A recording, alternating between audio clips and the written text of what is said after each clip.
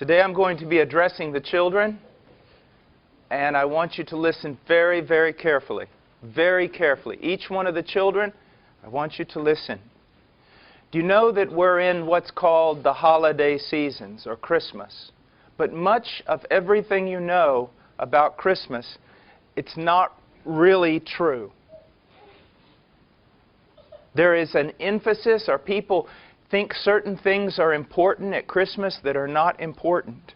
And certain things even about the Christmas story that are important that are really not that important. Today I'm going to talk to you about something that you usually will never hear about during Christmas.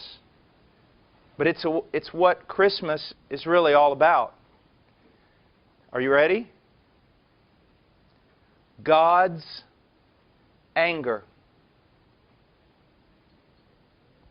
God's anger. Now, I want you, for just a moment, just now, I want you to listen, okay? This is what happens. It says in Mark chapter 4:35, on that day when evening came, he said to them, Jesus, let us go over to the other side. Leaving the crowd, they took him along with them in the boat, just as he was, and other boats were with him. And there arose a fierce gale of wind. You know what a fierce gale of wind is?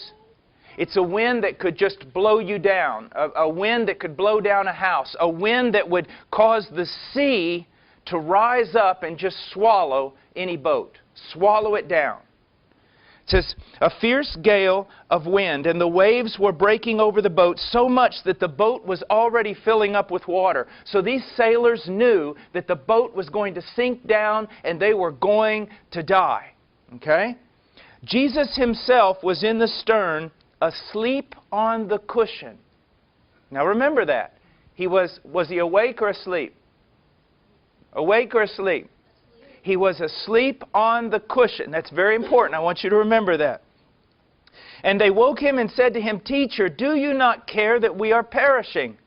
And he got up and rebuked the wind and said to the wind, Hush, be still. And the wind died down and it became perfectly calm. And you know what? After you hear this story, what do preachers usually tell you? Well, they usually tell you, they spend the rest of their time talking about the power of Jesus Christ to calm the storm. That He could speak to the storm and calm it. Okay? So he gets up, he's asleep on the cushion. He rises up, he says, Be still, and the storm was over. Now this was a storm that was so great that even the best sailors couldn't sail through it.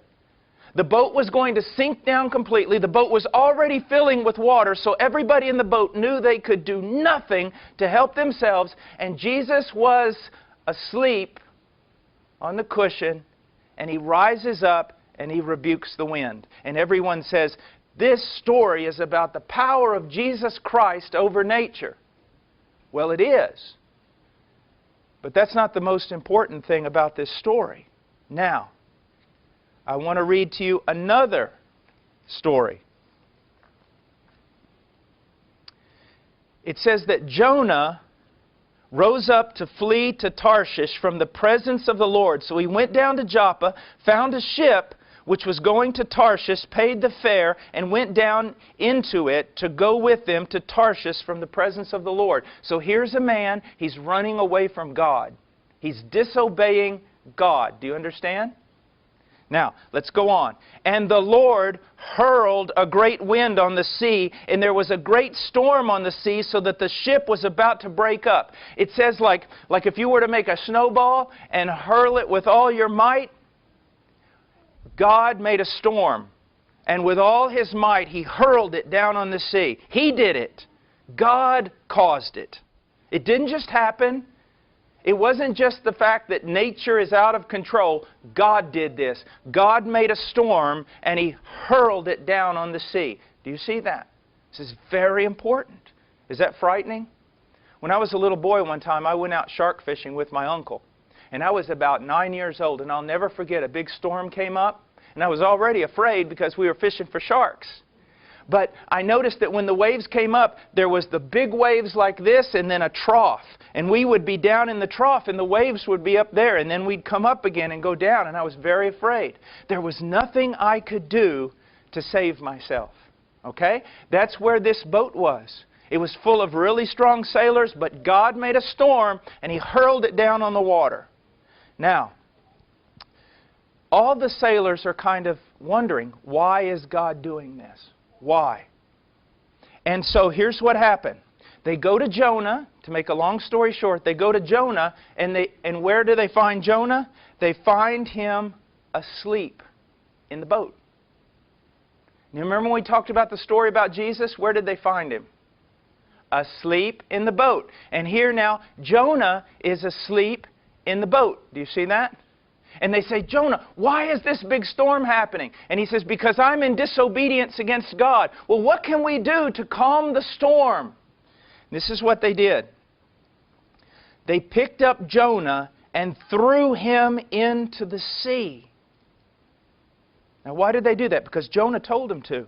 He said in verse 12, pick me up and throw me into the sea, then the sea will become calm for you. And then again it says, so they picked up Jonah, threw him into the sea, and the sea stopped its raging. Now, it says that God He made a storm, and He threw it down on the water.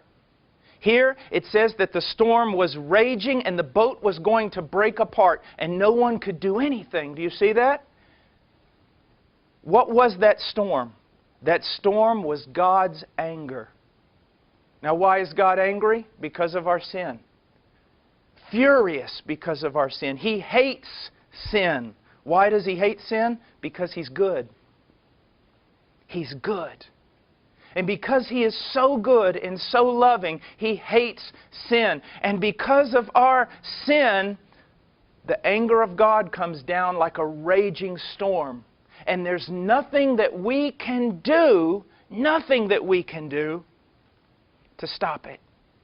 Now, when that raging storm came, Jonah said, pick me up and throw me into the water, didn't he? And what happened? The storm stopped. So Jonah was a guilty man full of sin, and he said, if you'll take me, pick me up, and throw me into the water, then the storm will stop. Jesus was not a guilty man. Jesus was innocent. Jesus never sinned.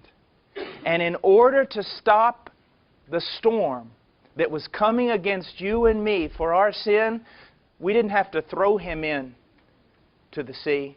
He threw Himself into the sea. When Jesus was on the cross, it was like Him. Let's imagine for a moment that we're in a boat.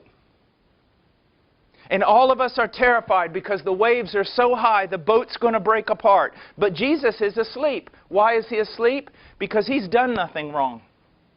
He's never sinned. That wrath, that anger of God that's coming up all around us and tearing our boat apart, it has nothing to do with Him. He never broke God's law. He never sinned. He's just asleep. God's not against Him. He's the perfect Son of God who always obeyed. But we're in that boat. And you and I, we deserve to die. We deserve to be swallowed up by that ocean. But Jesus comes forth right at the moment that we're about to die. And He throws Himself into that ocean. Even though He didn't deserve to die, He throws Himself into that.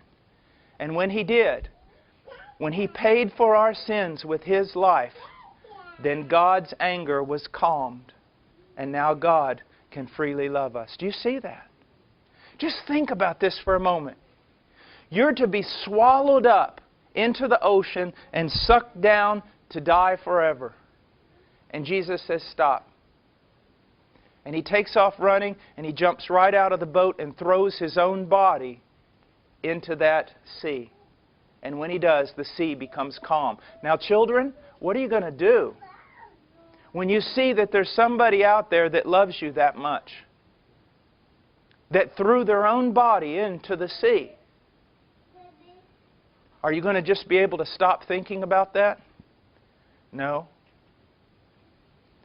Shouldn't you live for that person? Shouldn't you love that person? Shouldn't you believe in that person? That's why Jesus is more important than anything else. Do you realize that this morning alone, I've sinned enough to go to hell? This morning alone.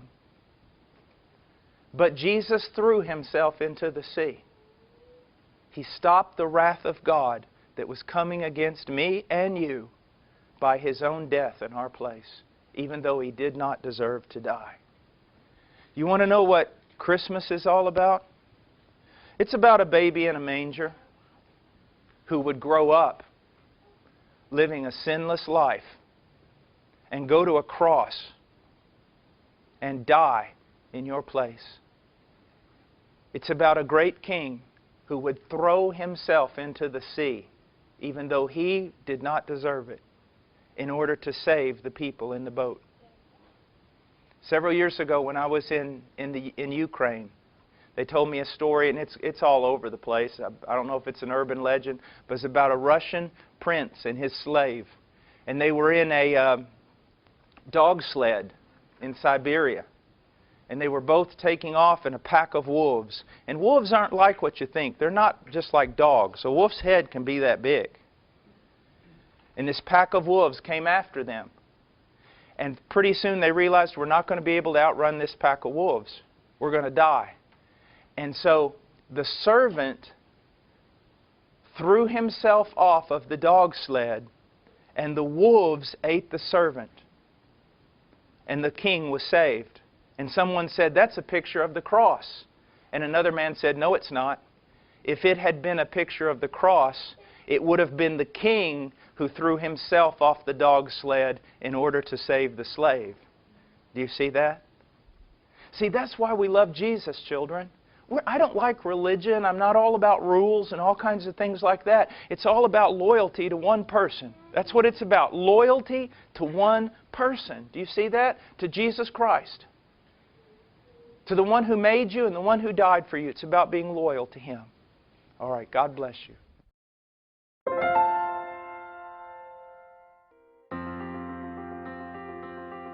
Please visit our website at heartcrymissionary.com.